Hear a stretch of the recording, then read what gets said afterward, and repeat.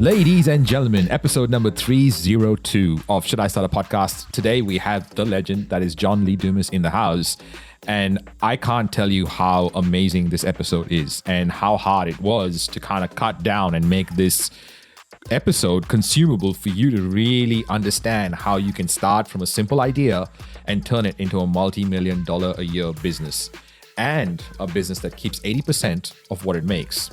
And by the way, John has put over 480 hours into sharing a secret that he calls the common path that leads to uncommon success. It's a book that I highly recommend. Go to Amazon and find it. In this episode, you will learn how to take your podcast to the next level and how to create weekly free content easily and separate it from the paid content. We will take a deeper look at how fortune favors the bold for podcasters, and we answer a question about how you can monetize a problem your audience is dealing with.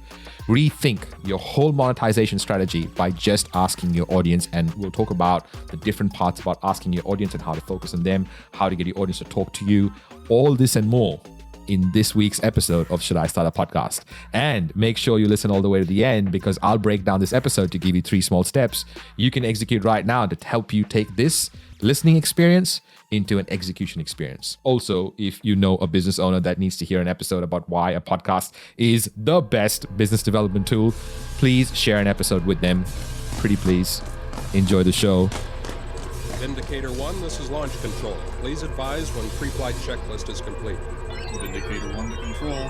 Pre-flight is complete. All indicators read green. This is Should I Start a Podcast? A show for business owners looking for tips, tricks, and ingenious hacks when it comes to growing a business using their podcast. This is your host, Ronsley. He's interviewed more than 1,400 people and has been listened to over 5 million times in 133 countries. A TED speaker, author, and a podcast purist who believes that we can use our voices to grow our business and our influence. You know, because every conversion in any business always happens in a conversation. And now, Ronsley.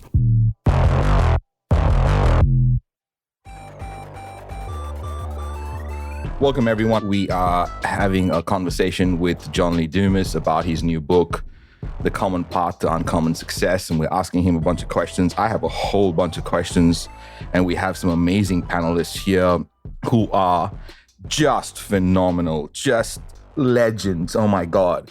And here's the way I'd love for us to think of this room. Think of it like a campfire. Think of us just sitting around a campfire, having a conversation, asking questions of John Lee Dumas. John, welcome. How are you? What's up, Ronsley? I am fired up to be here, obviously. It's another lovely day in Puerto Rico, and I love the idea of a campfire because we don't get to have many campfires when it's 80 degrees and 85% humidity. So I think we're going to have some great discussions today. It's going to be value first. I'd love to bring people up and answer any pressing questions that they have. Of course, we're going to have a great panel up here as well that's going to be able to contribute amazing value and content as well. So I think we're just going to have a blast today where people are going to get a lot of opportunities to interact and engage with some really cool people and take away some really great value bombs. Fantastic. If you have a question and you want some insights, you want some blocks busted, let's hear from Brandy. Brandy, you have a question? Love to hear your voice. Hey, absolutely. I'm Brandy Maslowski. I'm a quilt teacher, speaker, author of children's picture book, Christie's Quilt, and host of the Quilter on Fire podcast. And a huge shout out to JLD in person here. I'm obviously fangirling right now because I named my business after you. But I was so nervous to do that actually at first because I'm a firefighter and quilter and the name fits so well. And I was afraid to use that name until I heard that there was like an accountant on fire on one of your shows. And I thought, well, that's a green light. I'm going to go for it. So thanks for that, JLD. You are a mentor for me. My question today is, I'm very new and I'm very niche. I just started my podcast December 1st. I have hit a few milestones already. 1,000 downloads a week is consistent now. I made a top 25 list for quilting podcasts, which I didn't even know existed. So I'm thrilled about that. And my teaching and speaking has quadrupled since December. So the next step for me is to go onto Patreon and bring more to my patrons who are asking for more. So my question today is, what do you think I could ask my weekly guests to create some bonus content for the Patreons? Or how should I separate out my Patreon content and my weekly free content? Well, first off, let me say that is a fantastic name of a podcast. And I love the fact that you went for it because fortune favors the bold. And I do think there's like two ways that people can look at that kind of thing in this world. It's like either through a mindset of scarcity or a mindset of abundance, which is just like, hey, this world's just going to be a better place when more people are doing what their heart is telling them to do. And so when my accountant, his name was Josh Bayerly, he had like JD Business Solutions as his name of his business. I'm like, that is so boring and so blasé. I'm like, you're my accountant. You're coming on my podcast every month to talk about the income reports and give a tax tip, and you're doing all my taxes. I'm like, you know more about my business and life than almost anybody else. You need to be CPA on fire. And like, I told him that. And he said, dude, you'd really let me do that? I'm like, of course. I just bought you the domain and I gifted it to him. And he went off, launched CPA on Fire as like a 33-year-old accountant with 2 kids living in Denver, which is where he did not want to be living. He wanted to go back home to Ohio to be closer to his family. And not to go too far down a rabbit hole, but he built up an amazing business servicing my audience, Fire Nation, over the years, and ended up having a well, I won't give the exact number, but a massive exit of his business. It was purchased by another listener of Entrepreneurs on Fire, who now is running the CPA on Fire firm, who bought it for the brand. He never would have bought JD Business Solutions, but bought it for the brand, and literally retired Josh at like 38 years old. He moved back to Ohio to be close to his family.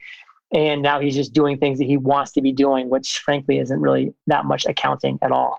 So he's loving life and doing some really cool things. And it all is, to me, stemmed from this mindset of abundance of, we can all be winning in this world and there's no reason why we can't be. So to answer your kind of longer tail question about what can you be doing on a weekly basis, there's something that I would like to share around my thoughts around Patreon. I don't love it as a model because it's something that you can do in certain industries and some people have some success with it. But at the end of the day, I'm always asking my people that are in my community, Podcasters Paradise, who are always looking to monetize their podcast in a big way, to ask themselves the question, what's an actual problem that my listeners of my podcast are having that I can create a solution for, that's not going to be essentially like asking people to like set up another monthly subscription, like to a Patreon or to a whatever, that like just adds to their other 100 subscriptions that they have to Netflix and Hulu and Disney Plus and all this jazz. How can you instead say to yourself, I'm going to talk to my audience, ask them the question, what is your biggest struggle right now? And then come up with a real solution to an actual problem that I can then provide them as a course, as a community, as a product, as a service, as a coach, as all these different things, which will be, to me, a much more direct route to actually monetizing in a meaningful way. Now, again, I do not hate the idea of Patreon, and I do think that there are some business models where it can make sense, and yours may end up being one of them. So this could be something for you to test. Something that you could have your people that you're interviewing do would be something like, hey, I'm going to ask a bonus secret question that only people that are in my Patreon account are going to get. But then at the same time, you're kind of running into a situation where now your listeners are kind of like, wow, I don't understand why I'm just not getting all of the value for being part of this audience and subscribing to this audience and doing all these things. It's almost kind of like you're withholding some of the amazing value that people are coming to you for.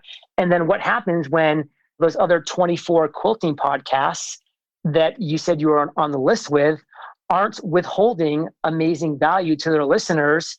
That's going to have those subscribers of your show and their show kind of to drift a little bit more towards them and say, why would I just not go to where I get everything right here, right out front, right transparently? So again, I'm not saying don't do it, Brandy. I'm saying it's amazing to test all the different things, all the opportunities, because every audience is different and every niche and industry is different. But I think you have an opportunity to go forward and serve your audience in that very meaningful way of asking them the question, what is your biggest struggle? How can I provide the solution? and not in the form of like a Patreon opportunity, but more in the form of a product or a service or a community or a mastermind or a coach or a SaaS product or things along those lines. So those are my 3 cents. I will turn it back over to Ronsley or James to keep this party moving. Thanks, JLD. That was legendary. And Brandy, was that helpful? Yes. Oh my goodness. It was fantastic. And, just a dream come true to chat with JLD. So thanks so much. Brandy, good to have you. Melissa, it would be great to hear your voice. How are you? I'm great. How are you, Ronsley? Really well. Do you have a question? I do. JLD, my question for you, what was your pivotal moment when things really started changing for your podcast? What were some of the things that you were doing right before that moment that you knew that your podcast was about to take off like crazy? So what were some of the things that you were doing? I'm curious. Melissa, thank you for the question. So for me, I kind of launched Entrepreneurs on Fire fairly blind. I was like, okay, I do have a mentor. I do have a mastermind I'm a part of, and I'm getting great advice from Jamie Masters and Cliff Ravenscraft. But at the same time, like, I don't really know what I'm doing. I had this idea of who should be listening to my podcast, but I only know in my figment of my imagination who that person should be listening to my podcast. So I'm just going to go out. I'm going to release it to the world. I'll be speaking to an empty room at the beginning, and hopefully that room starts to slowly fill up with people over time. And that's what happens. And as that room started to fill up with people over time, AKA listeners of the podcast, I started making a commitment to myself to have 5 one-on-one conversations every single week with people that were in my audience. And I didn't always get to that 5, but that was my goal, was to try to get 5 conversations a week in a one-on-one capacity, do things that don't scale to learn about my audience. And so whenever I got an email or a social media message or any way that I could do, I would give calls to action on my podcast for people to reach out to me because I wanted to talk to them one-on-one. And I started getting those calls booked. And I would get people on a call and I would ask them 4 questions. 1, how did you find out about Entrepreneurs on Fire? And I was learning valuable information about how people were actually finding out about my podcast. And I was able to put more focus on those things to ignite those areas even more. And then assumptions I had about how people were finding my show that never came up during those conversations, I could actually stop doing, which saved me a lot of bandwidth that I was hypothetically wasting before. Number 2, I said, what do you actually like about my show? And Melissa, the key part here with this question was not even the fact that I started to learn what people liked about my show, but I actually was able to start hearing the vocabulary and words that they were using. And I was able to use those words in email marketing and names of courses and on sales pages. Even in my podcast, I started using the vocabulary that my audience was literally telling me and using their words in my marketing and in the vocabulary that I was using. And it was changing in the way that I was able to connect with them because I was literally speaking their language, like literally. And then number 3, what don't you like about my show? Now, I always would throw out the anomaly. When one person says they don't like one thing, you don't just go and just focus on that. But if a trend developed over time, then yes, I would change that thing about my show that people didn't like. But then the 4th most important question that I would ask that literally is the core answer to what was a pivotal moment of my show was, what is your biggest struggle right now? And I won't go into super detail about that because I kind of did in the last question, but I would ask my audience what their biggest struggle was. And then they would tell me their pain points, obstacles, and challenges.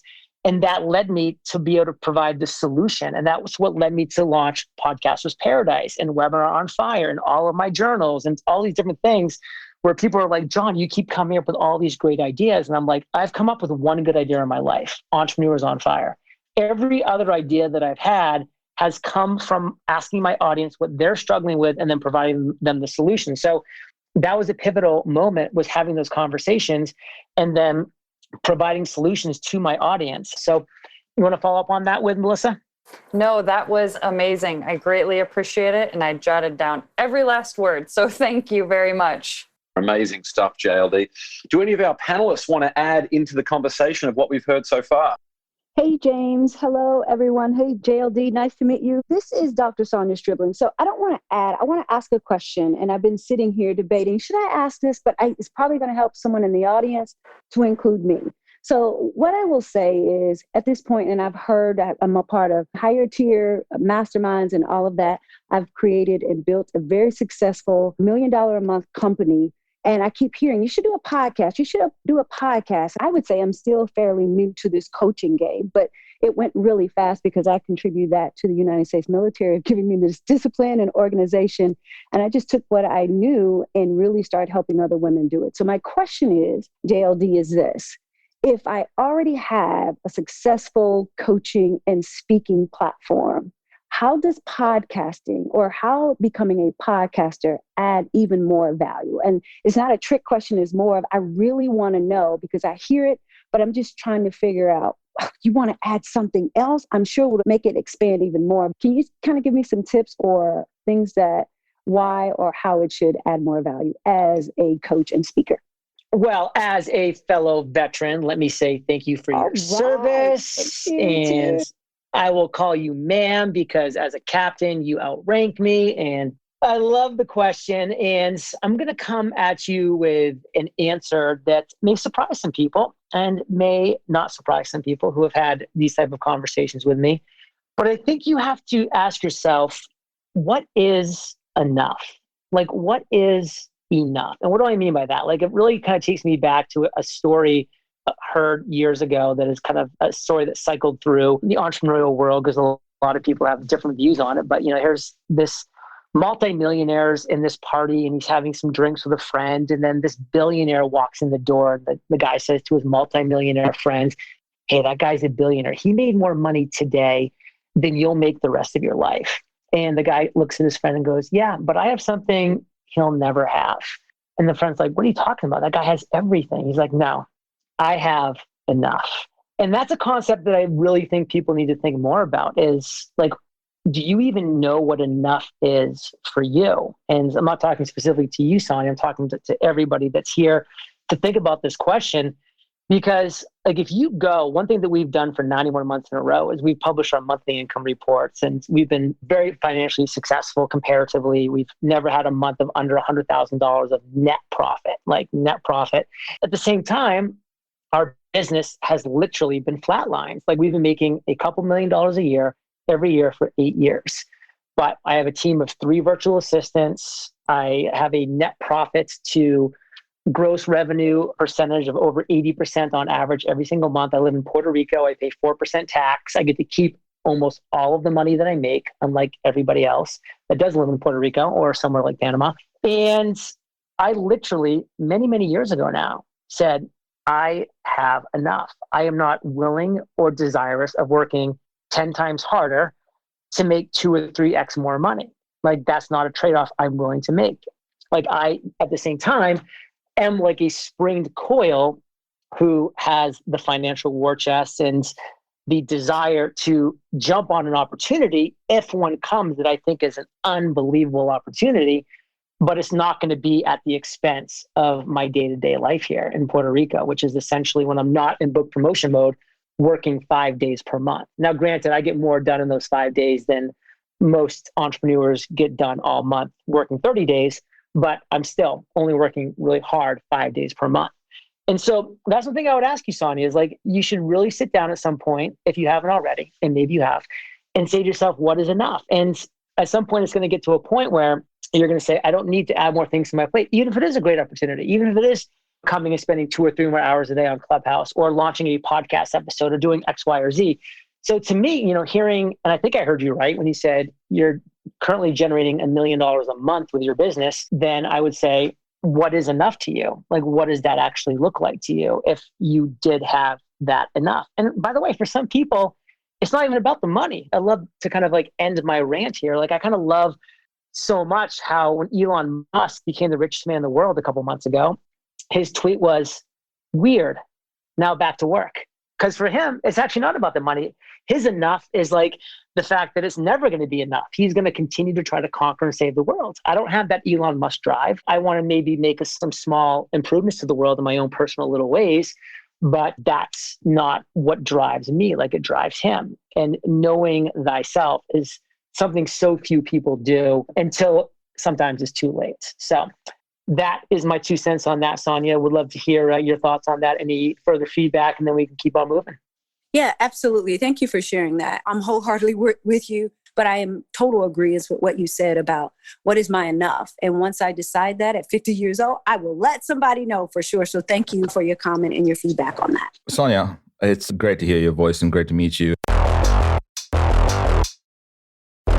Hey, this is Sandy Waters. I'm a radio host for over 20 years and help people sound better on their podcast. I'm on the inside of We Are Podcast members, or as we like to call it, the Whamly. If you were thinking about growing that business using your podcast and your online presence, come join us on the inside. I would love to meet you.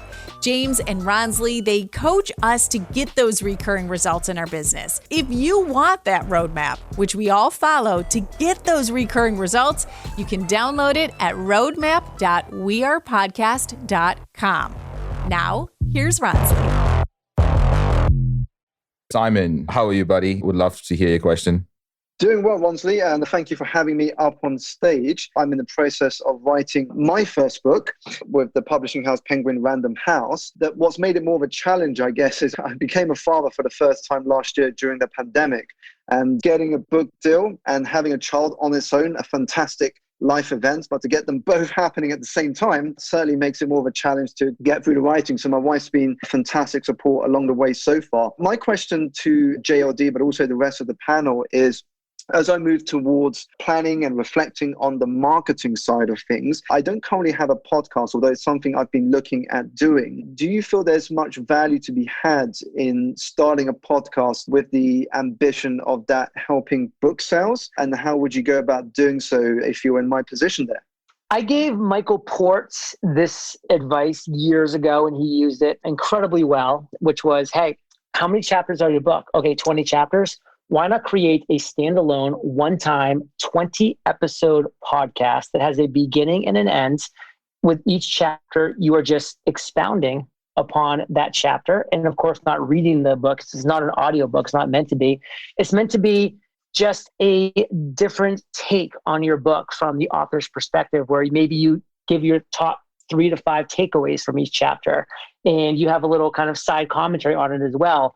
And then, of course, you give a call to action at the end of every single chapter about where people can go to learn more about the book. And boom, after episode 20, chapter 20, you are done. The podcast is done. And the best part is it will live for eternity.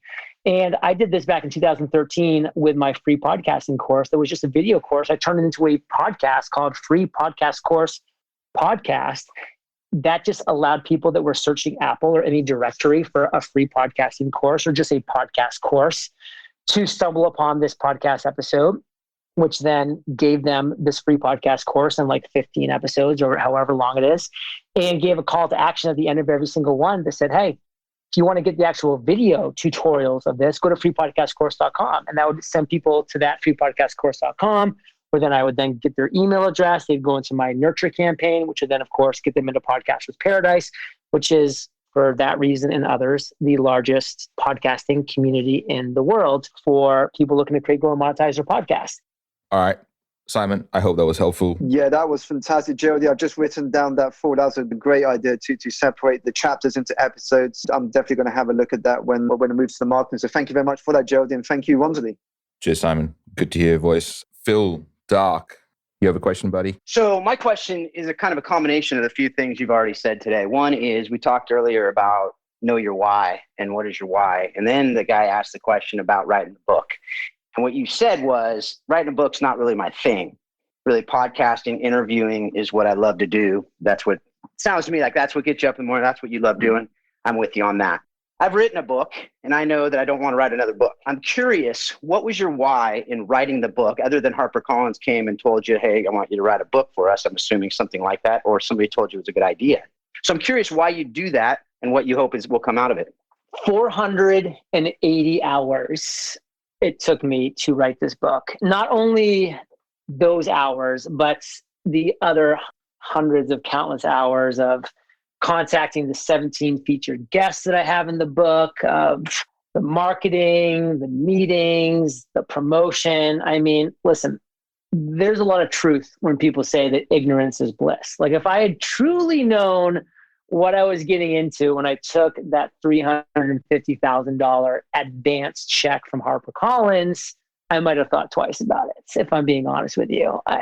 Standing here today, though, with the book almost launching, I truly could not be happier, because the reason why I wrote this book is because, yes, I do have a large audience with Entrepreneurs on Fire, and it is people in my audience. They are in the audio world. They love that.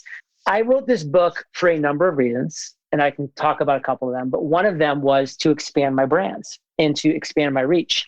And this book is going to make its way to thousands, potentially tens of thousands, and maybe even hundreds of thousands of people at some point, if it's the success that I want it to be, who have never heard of me and have never heard of my brands, and now will be introduced, not even personally really to my brand. That's not the overarching point of it. It's they're being introduced to the thousands and thousands of hours that I've put in interviewing the world's most successful entrepreneurs, learning from them, being mentored from them, and putting their genius into my business and putting their genius now into a book. This book isn't John Lee Dumas's life and John Lee Dumas's genius. This is me interviewing the world's most successful entrepreneurs and taking their genius and putting it into a 17-step roadmap to financial freedom and fulfillment. And so this book is really a tribute, number one, to all of those people that I've interviewed. Number two, to the work that I put in to interview them and to conduct those interviews and to congregate that information and then put it into the written form. And it's also, of course, in the audio form. I mean, I did the audio book as well, because I know a lot of people in my audience are going to want the audio book. But it essentially was for me wanting to get this message, this 17-step roadmap that I am unbelievably passionate about, that I am so confident in the ability of this roadmap to help so many people get to their version of uncommon success, their version of financial freedom and fulfillment, that I can and I will put out these messages on my podcast, much in a similar way that I shared earlier about creating the Common Path to Uncommon Success podcast, which I will do at some point sooner than later. But that's not enough, because I wanted it to get into a lot more hands than just people already within my world. So that's some of the reasons why I decided to write the book, and I am now complete. Arya, would love to hear your voice. Do you have a question?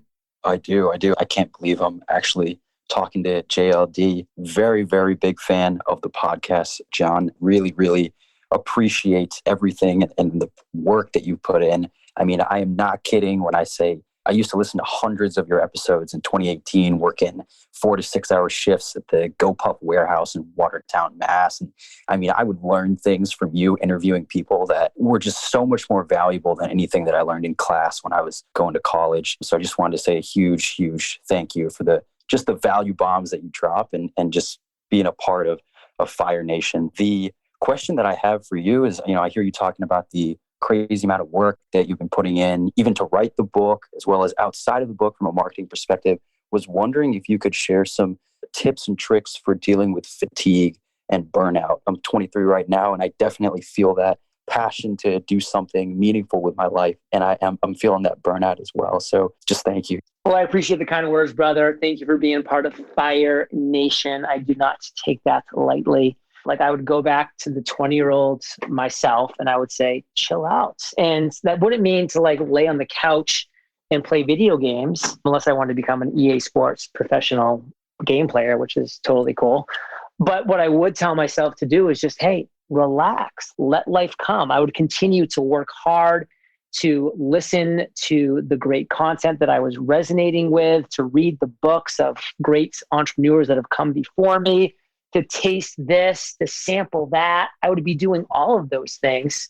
And I would really continue to be immersing myself in areas that were really calling me and drawing me. Like, that would be what I would be spending the majority amount of my time in. And now, as far as getting to overwhelm and burnout, which I do see as a struggle with a lot of entrepreneurs, this does kind of honestly go back to one of the things I said earlier, where I was talking about finding your enough. And I don't expect you to find your enough at 23 years old, but it's the concept of really identifying what is enough for me. And again, it's not always enough money. It's just enough. What is enough? What does enough success, fame, fortune, influence, authority, money, whatever it is that your lever is right now, what is enough? And by the way, that enough might only be the case for 6 months or a year or 3 years. I can always adjust and change. Like I told Sonia, like I do feel like I am a coiled spring, but if the right opportunity comes along, then boom, I will launch out and make things happen in that area. But until that does, as Derek Sivers would say, unless it's a hell yes for me right now, it's just simply and easily a no. It's really that simple and easy. But to avoid burnout for me, I do what I call batch like a baller. I batch like a baller. I am either all on, absolutely crushing it and doing 8 interviews for Entrepreneurs on Fire or 20 interviews on other shows, or I'm off. I'm literally off. I'm out hanging at the pool with my golden doodle Gus, chilling out, reading a book, not even a business book, just like a book, a pleasure book. Like I'm reading Man at Arms by Stephen Pressfield right now, which is an author in a genre that I love. And it's a joy for me to just relax and to recharge. And that's why when I was sharing earlier about how I wrote this book, it was all about the focus time of 42 minutes, but then a very focused refresh time of 18 minutes. So I can make sure that when I was writing and creating content, it was the best version that I could create and the best content that I could make. So that's what I would say is go in sprints and then make sure you're also doing as much refreshing and relaxing as possible as well, because this leads me into another thing that so many people have problems with. There's this panic button for people when they're not busy. And it's just a natural thing. It's like, it's a human trait, and not to like give people more reading homework, but The Pleasure Trap is a book that everybody should read. Like it is a book that has literally changed how I look at life, and both in the health and wellness world, but then also just in the work world, because it gives you such an insight about how the human psyche and mind works. And so I am either going all in and I'm all focused and I'm going 100 miles an hour, or then I'm off and I'm not, and I'm relaxing and I'm doing things that are refreshing my mind. And I'm not always being busy, because why is it that some people say, like, I come up with all my best ideas in the shower? It's because you're letting your mind wander. It's like you're doing something, you're like shampooing your hair, but then boom, this idea hits you. And like literally my idea for Entrepreneurs on Fire came when I was on a walk on the ocean, listening to a podcast, but I was mostly half listening, just letting my mind wander. And boom, it hit me. And when people are just always just so filling their cup of Instagram scrolling and texting people and conversating and talking on the phone and this and this and this and that, and they're not giving themselves pause, reflection, introspection, meditation, journaling, they're missing so much. So Arya, I mean, listen, it's a foregone conclusion that you are going to crush it at some point. And until then, just relax and enjoy it and do the things that we're talking about here, and you're going to be A-okay, brother. I love it. Thank you so much, JLD. I want to thank Podcasters Club as well as all the mods for inviting me up stage. Thank you so much, guys. That was so cool. One of the things that JLD was talking about, the batching like a baller, is just so cool how you do that. Like you just get through so much stuff, and and you've been doing that for like 6 or 7 years. Because I remember the first time I interviewed you, John, was maybe 7 years ago. And even at that time, it was like you were batching and you had your system and it worked really well. And yeah, what a phenomenal story you have. All right, ladies and gentlemen, we're going to land this plane. And I think it's been an amazing conversation. I love the fact that we could bring some amazing people together around this campfire to talk about a whole bunch of things, including John's new book, which you can get on Amazon. And there's a whole bunch of really cool stuff. John, thank you. I know that you say yes to only the hell yeses. So I appreciate you and Kate and your friendship. And I appreciate everything you do. I appreciate the fact that you put out the stuff for us to take the responsibility of putting our voices out there. And I don't take any of the work you do for granted. I'm really, really appreciative, and big hug to Kate. You're a hell yes, brother. Thanks for putting this on. I don't take it lightly. This plane is officially being landed. So thanks everybody for being here. I really enjoyed having this time with every one of you, and I look forward to further interactions and everybody in here just adding amazing value to this world. Amazing. All right, team. Plane has landed. Thank you. How amazing is John? Now that you've listened to this episode, here are the 3 small steps that I would love for you to take, and it will help you create a successful career with a podcast and an audience. Number 1, ask your audience. The first thing I'd love you to do is make a decision. This doesn't take a couple of seconds, but you got to make a decision as a podcast host that you're going to ask your audience. Make that decision and become forever changed as a podcast host. Number 2, what questions would you want to ask them? Now go back to the episode. John outlines really cool, 6 questions that he asked his audience, but those could be different for you. What questions would you like to ask your audience once you have the conversation with them? And then number 3, what activities are you going to do weekly to get your audience to interact with you? How are you going to get them to interact? How are you going to get them to talk to you? How are you going to put it out there that they can talk to you? How are you going to incorporate that into your podcast? Whatever strategy you pick will depend on where you are at in your business. So pick the right strategies for where you're at. If this is the first episode, you've listened all the way to the end, or if you are a regular, thank you. I love that you're here. Check out our back catalog on shouldistartapodcast.com, subscribe to the show, and give me a review and rating. It really, really helps us get found. If you're a business owner, podcaster, and want to join others just like you in a group where we share tactics and ideas on what's working for us when it comes to using our podcast in the best possible way, go to wearepodcast.com/group. It is free. And We Are Podcast 2022 is happening this year. It's all focused on growth. For the latest announcements on Australia's first podcasting conference for business owners, join the free Facebook group, wearepodcast.com/group. Stay tuned next week where we are going to talk with Sean Walchef. We cover lots, including how to take a barbecue restaurant and turn it into something much, much bigger. We get the deep and inside with Sean. So don't forget to subscribe to the show to get that episode as soon as it gets released. Until then, much love. All right. So you still till the end. You found this useful and you have a business or you have a podcast and a business and you kind of want to make it work for you and grow your business using this podcast. Well, you know what? That's something that I have helped thousands of people do and thousands of businesses do in different forms, through an agency in a one-on-one fashion, through a conference, in a group, and obviously in courses and stuff. So please, I want to be able to give you something that you can use to get recurring results in your business using a podcast. We call it the Recurring Results Roadmap. It is years of putting this in practice. It is the blueprint to get results and recurring results using a podcast. If you'd like that, send me a message, ronsley@gmail.com. I want to hear from you. I want to hear your voice, or want to hear from you. So if you've listened to this and you want that roadmap, please send me an email, ronsley@gmail.com. I want to hear from you. Much love. I'll see you in the next episode.